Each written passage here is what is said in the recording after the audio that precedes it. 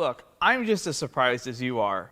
If you ask a certain YouTube guy that has died 57 times if you can blow up a Toyota 3.4 V6, the answer would be absolutely not gonna happen. Can't do it, it's impossible. But here we are with a blown 5EZ from a 99 4Runner. Now, these are one of my favorite Toyota engines. In fact, these are one of my favorite engines ever. No, it doesn't make a ton of power, 183 horsepower, and absolutely doesn't sound that great. Not a perfect sounding engine, not great on gas. But if you search the auctions like Copart and IAA and you sort by odometer, just take a glance. 300, 400,000 miles, all the time. All the time. These engines run for a very long time. They're very forgiving, but like anything, they can break. There are several different reasons why I sell these engines. Of course, they can be overheated and people can blow head gaskets in them. It does happen.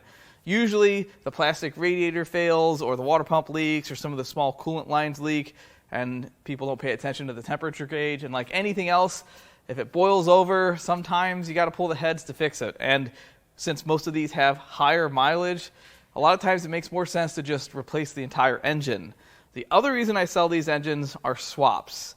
And if you're laughing at that statement, you clearly have never driven a 3VZ powered vehicle because this is so much better than that. If they fixed everything that the 3VZ had wrong with this engine. The 3VZ is the 3-liter, 150 horsepower V6 that this engine replaced. Those engines had all of the problems in the universe ever, and they made this one awesome. So I actually had a 5EZ swapped 91 4Runner, and it was perfect. It was a manual transmission, all the gauges worked, cruise control worked, the AC worked. It was a great vehicle, and I really regret selling it, and if it's out there, I'm going to post a picture of it. I want to buy it back. I'm sure it's long gone. Regardless, if you have a bad 3VZ, this is the right way to go. Absolutely, without a doubt. I've been getting requests for a 5VZ on this channel for, well, since I've been tearing engines down. And I haven't had any luck until now. And I actually didn't even have to go and find this engine because this is a core return for an engine that I sold. I sold a 5EZ and this was the guy's old engine. Now this is actually a really good customer of ours. And he is not the type of guy that would let an engine run low on oil. So I'm really curious to see why there is an inspection port on the side of this engine. We might have some piston McNuggets. Now, fair warning, this engine was locked up, and he had to take the oil pan off to get all the torque converter bolts out. So we're not going to get all the shrapnel we normally got, and some of it might look loosely assembled, and that's because that's usually how I get cores back. Okay, first thing we're going to do is pull the plugs. Let's see what we've got here.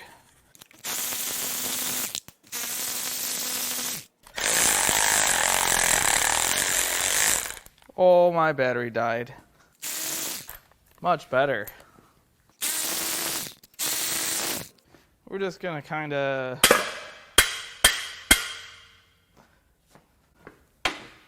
just a little tap.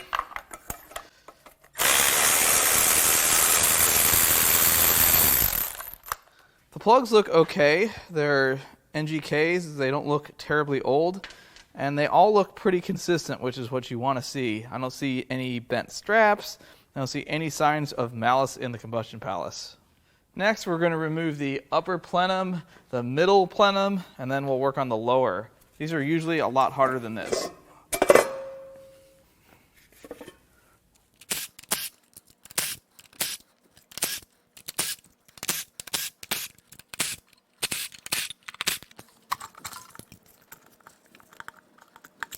Well, right off the bat, the intake gaskets don't look so hot.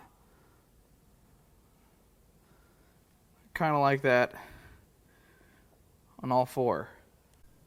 But the intake ports, aside from some dirt that fell in when I pulled that lower manifold, they all seem to be pretty decent.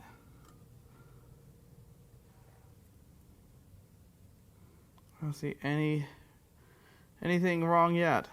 Well, we can clearly see the belt is still on it. The intake ports didn't have any debris in there, so I see no reason why we can't turn this over.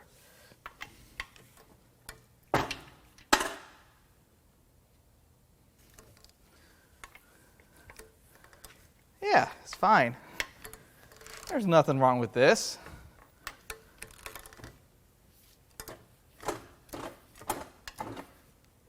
Don't pay attention to that.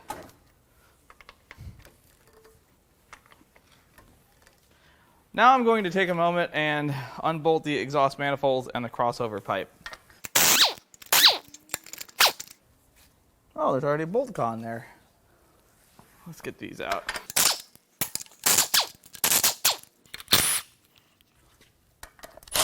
Oh, that is no longer a 10 millimeter. It's also not bolted on anymore.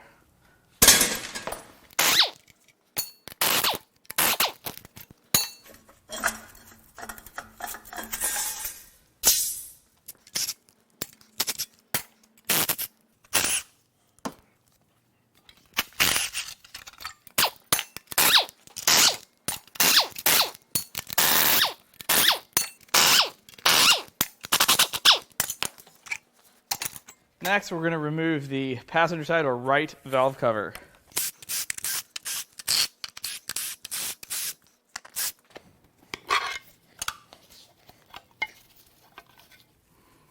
All right. Well, it's got aftermarket valve cover gaskets on it. They're pretty soft. There is a fair bit of varnish in here, but I don't see any major oil deposits. Cam lobes look okay. This all looks pretty average for one of these engines with higher miles. Next, the left or driver side.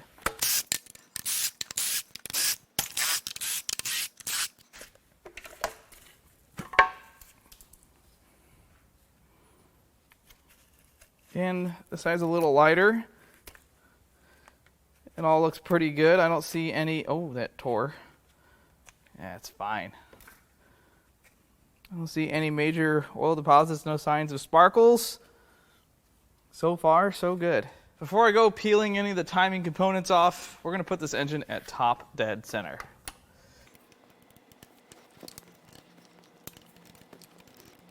Okay. There she is, actually. Okay, next we're going to remove the fan clutch, bracket, and pulley. I'm going to just set that right there for now.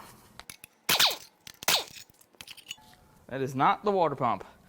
Now, I save a lot of parts from engines like this because I buy a lot of these engines, and oftentimes they're crashed in the front, and if I need a part like this, then I have it. I didn't have to buy it. It's already here. Now let's get this crank pulley off. I loosely threaded the bolt back in. I'm going to pry on this from both sides. We're going to, it'll probably shoot this crank pulley off. I don't want to shoot it at my foot.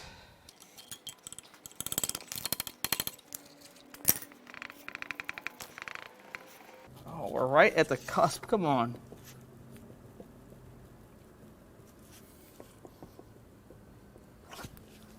Now we'll remove the lower timing cover.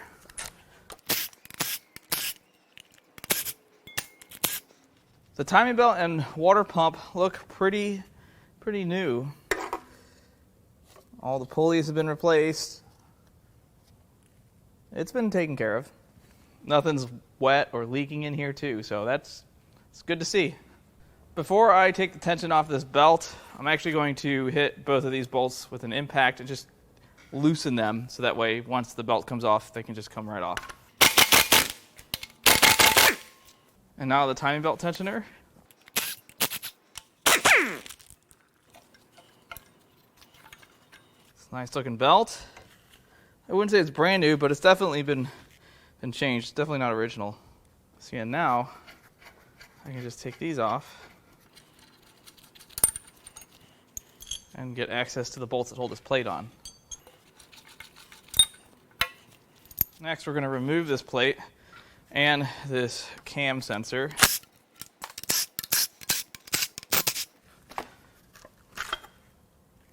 Oh, one more.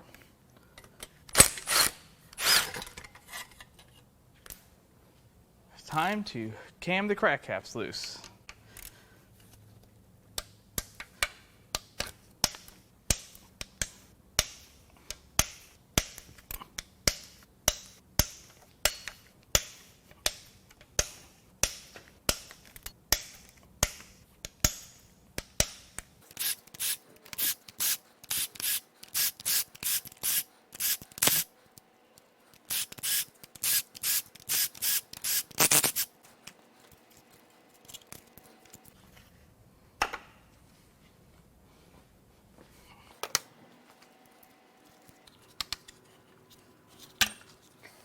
So all of the cam journals look pretty good.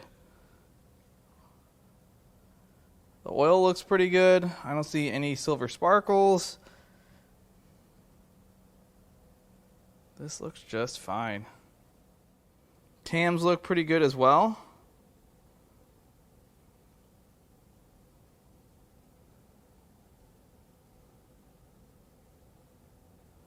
I don't see any damage at all. On the cam caps, there's just a pinch of wear here. A few little grooves. Not awful. Now it's time to pull the cylinder head. And we first have to get this bolt out. It's an 8mm Allen. And then we can remove the rest of them.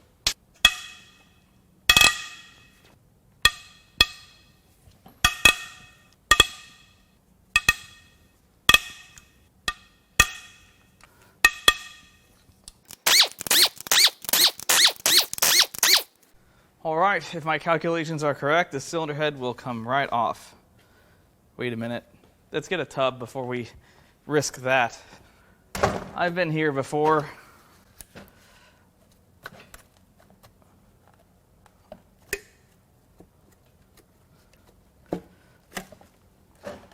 At first glance, the head gasket looks pretty decent.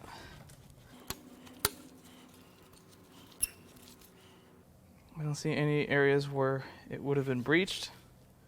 The bores look really nice. Look at that cross hatching. Man, it's the stuff dreams are made out of. I don't really see anything wrong yet. There's just one thing we haven't checked. Yep. All good on this side. The head looks pretty good as well. I don't see any valve damage. I don't see any issues whatsoever. It's just dirty.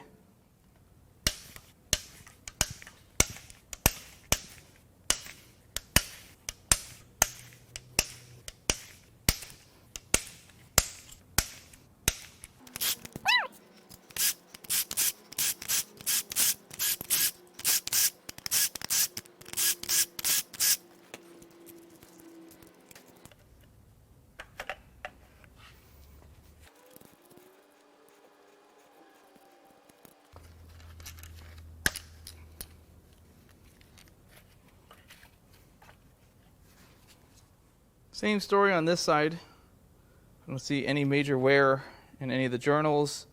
There's not really any notable debris. All looks okay. The cams look good as well. Top end of this engine looks pretty decent.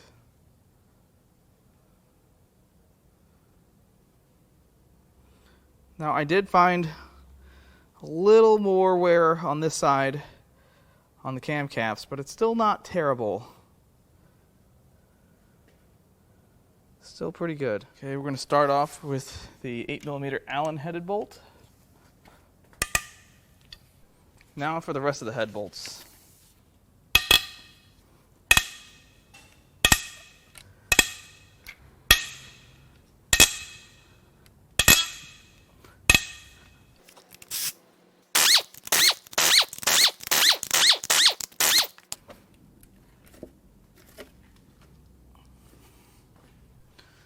Well, the head gasket looks good on this side as well. See any areas of concern really. Bores look good on this side. I don't really see any signs that a piston came up and hit anything, but this one, see, this one's this way, and then when you get to this one, it's a little, that's better. Okay, let's check these. Yep. Nope. There's a disconnecting rod in that cylinder. It's not good. We're just going to not push it any further. I don't want to run into a situation where I can't turn the crank over because there's a rod dangling in. That sounds wrong. Because there's a connecting rod in the way. Surprisingly, the head really doesn't have any signs of impact with that piston. The head looks really good. Looks like I got a pair of good heads from this engine. Now it's time to get the water pump off of this engine. Let's get this aftermarket hose clamp off of here. And then this hose should just slide right off. Got my bucket underneath it.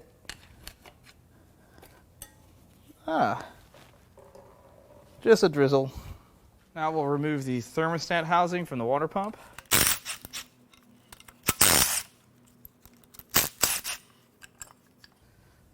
I'm going to keep that one. These get broken in wrecks. This thermostat looks stuck. It's fine. Let's get this water pump off of here.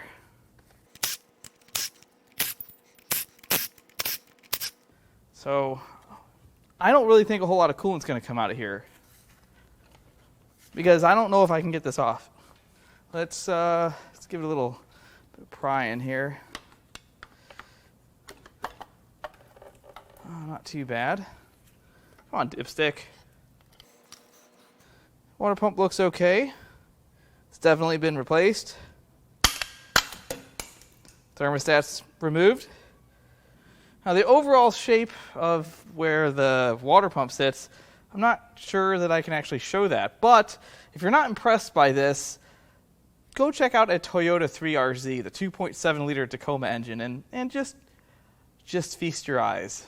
For my next trick, I'm going to be removing the oil pan. Now I know this has been off. There's only a couple bolts holding it on. Apparently the engine was locked up and he had to get the torque converter bolts out, so he had to remove the pan. We're likely going to see some stuff that's been taken apart. It's okay, guys.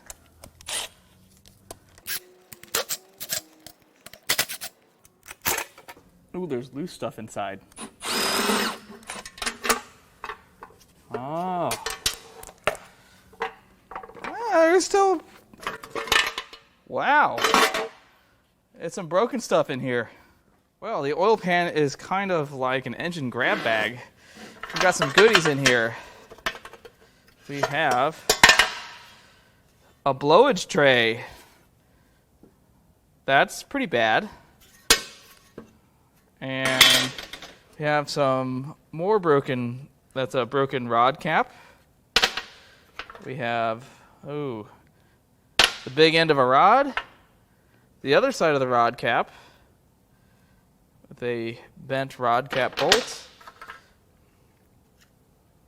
There's a bearing that's actually not worn. What the heck is going on? Okay. How do you make this? How does this happen? How do you make a bearing look like this? I've never seen anything like that. And then another piece of rod cap or rod. And do we have any other interesting bits? There's some aluminum. I'd wager that's piston. And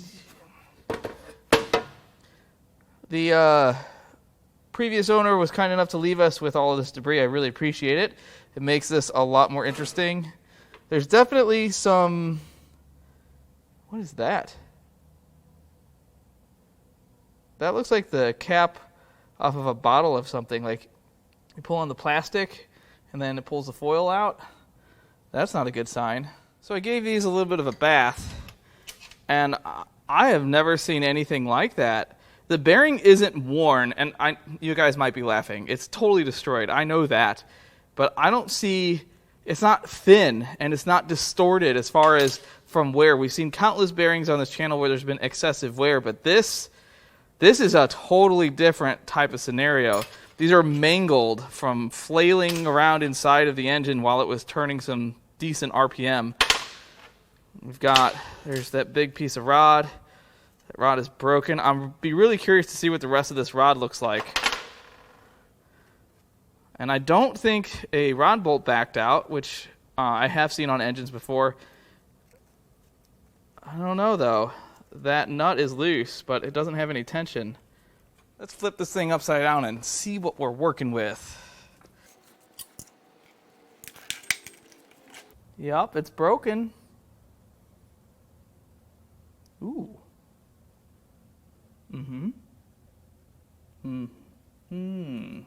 Well, a few notable things. Number one, the journal on the crankshaft looks beautiful. Counterweight, that's seen different days. That's pretty beat up. The rest of this engine looks beautiful in here. Something I'd want to hang on the wall. I mean, what is this? There's a rod. It's stuck. How did you get in there? Okay, maybe it goes down and then around. Yes. Okay, there's the remaining piece of rod cap bolt, and what's odd is that is loose. But again, it's not under tension, so it's really hard to say. Looks like a couple rods have a couple marks on them, but it's not terrible. And there is... Oh,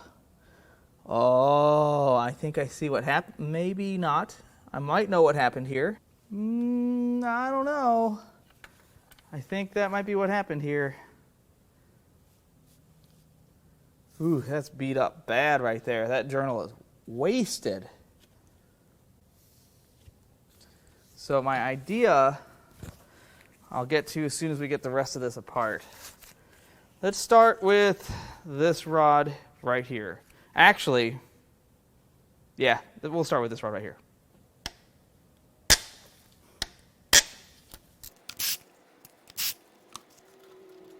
Bearings look good.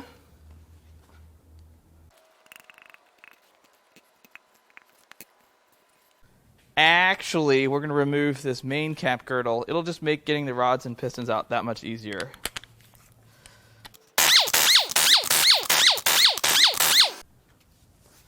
First, let's get this out of the way. So, I guess we could just, give it a little tap. Break the seal as such. Now it should just really lift straight up.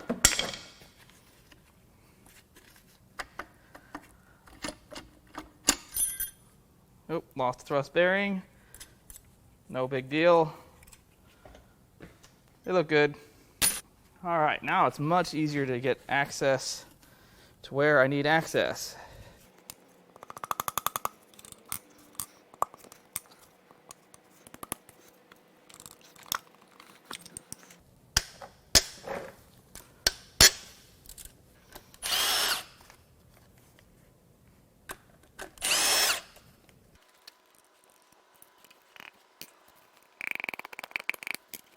All right, having a little trouble getting that ring past the top of the bore.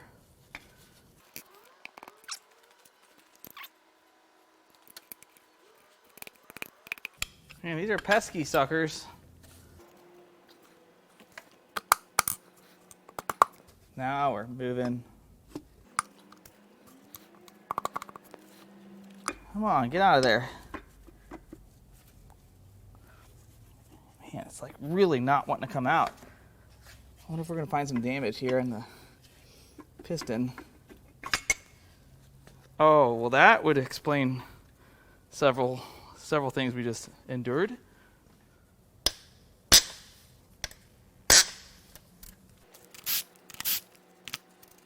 Oh, that bearing stayed on the crank that time. That was a lot easier. And then there were two. This turns over real nice now.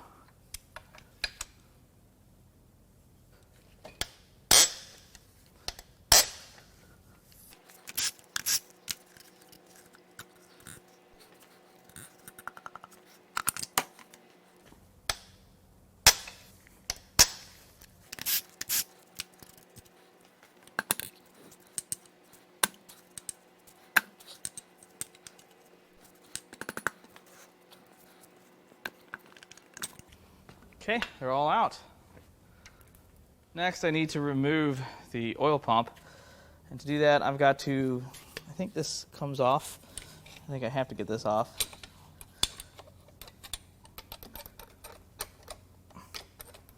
I mean, you have to remove this to replace the crank seal, so let's get old Blue here.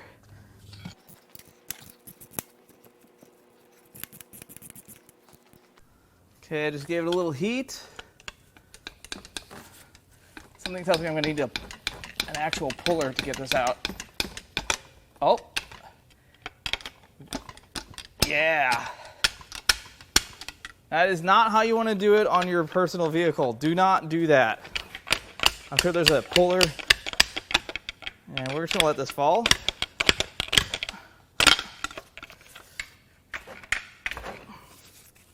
Come on. Nope. Still hot.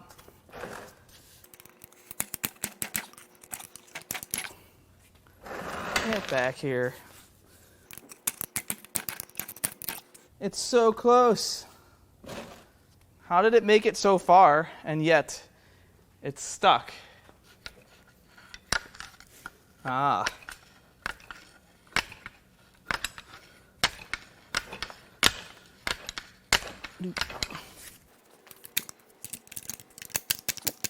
I just want to grab it, but it's too hot. Ah, now we're moving.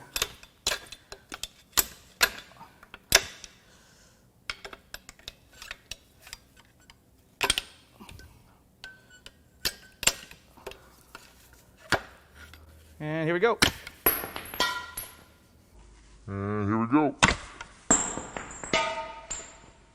Okay, now I just have some 12mm bolts, and the oil pump will be off.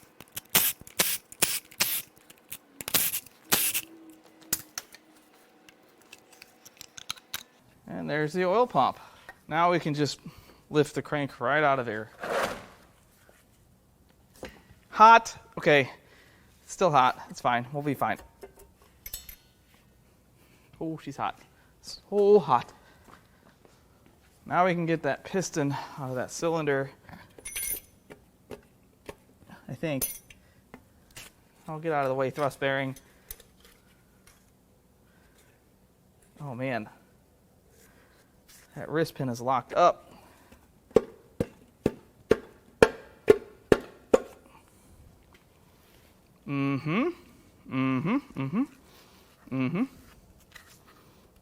Yep. However unsanitary this may be, we're going to start at the back.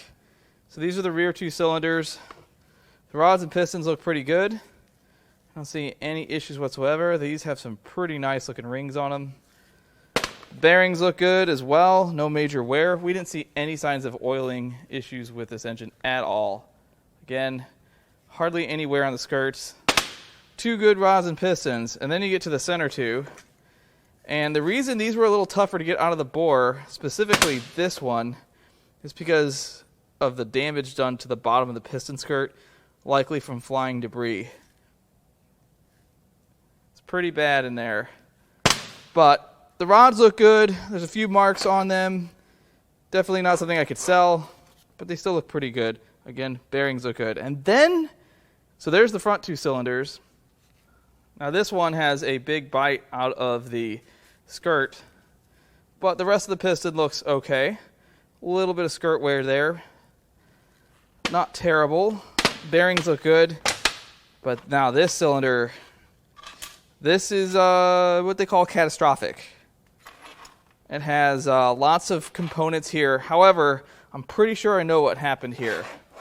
So here is the bottom of that piston. And this isn't from one impact. This is from multiple impacts as this rod and piston make contact with the crankshaft. And the only way for that to happen is to compress or bend a rod. And now while I don't have all of the rod, you can kind of tell that this rod is bent. Also, the wrist pin is very stiff, which is indicative that there's some damage there to the bushing inside the rod.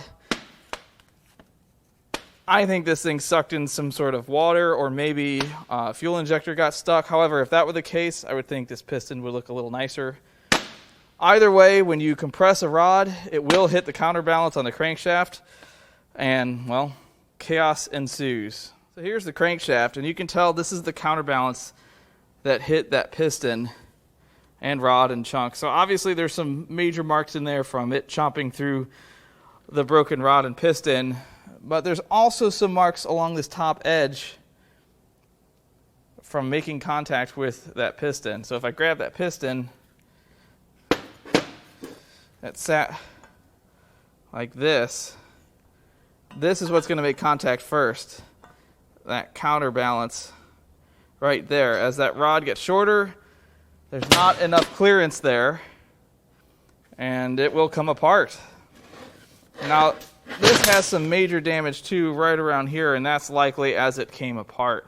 So what I think happened is when it broke the rod from trying to compress some sort of fluid or liquid, it actually distorted the bearings enough to where the rod just exploded. The caps exploded and all the parts fell out. And this is from making contact with the rest of the rod, I would suspect, because the piston never made it out of the bore. The piston was still stuck in the bore. And the main bearings look really nice. We didn't suspect any oiling issues whatsoever. And it's a real shame that the block has this window in it. I guess you could get a piece of plexiglass and kind of epoxy it. No, this is going in the scrap bin. If this was a very expensive engine, that's something that somebody really was intending on building, I suspect that you could actually use this, but this is just too beat up for one of these. A good running 5EZ is about $1,000, and no one's going to go through the effort to fix a broken block. So as it turns out, you can absolutely kill a 5EZ. It's possible, but it's not the engine's fault. The engine didn't come apart on its own accord. Something killed it. This was a hydrolock event, and I can't tell you whether this was water or fuel or some other type of liquid. If it was water, I would have thought we'd see some signs of water on the inside of that intake manifold or on top of the valves, or maybe some rust in the cylinder, but we saw none of those things. It was completely void of water. Could have been fuel. I've seen injector drivers fail and hang injectors open, and with the amount of fuel pressure electronic fuel injection vehicle uses, that's a lot of fuel, and that can absolutely bend or destroy a rod. But usually in an older vehicle like this, and I'd have to look at the wiring diagrams, you have one driver that controls two injectors, and we only saw one cylinder with that kind of damage, so it's hard to say. Either way, I got a good top end off of a 5EZ, which is always good, and I've got parts to fix anything that's hit in the front. If I need to put a lower timing cover on it or the fan clutch pulley bracket, I have those parts. So if you'd like to buy parts off of this engine, most of them are for sale. Or if you want to buy parts off of anything else I've torn down, I'm going to leave our email in the video description. Oh, and I finally got another Wrangler, and it is the rustiest Wrangler on the planet. So if you need sheet metal things from this, not so much. But if you need anything else from this, again, you can visit importapart.com or shoot us an email. We actually have a part request page on our website now, so just let us know what you're looking for. As always, I love all the comments, all the feedback, and even the criticism. I love it all, and I'll catch you on the next one.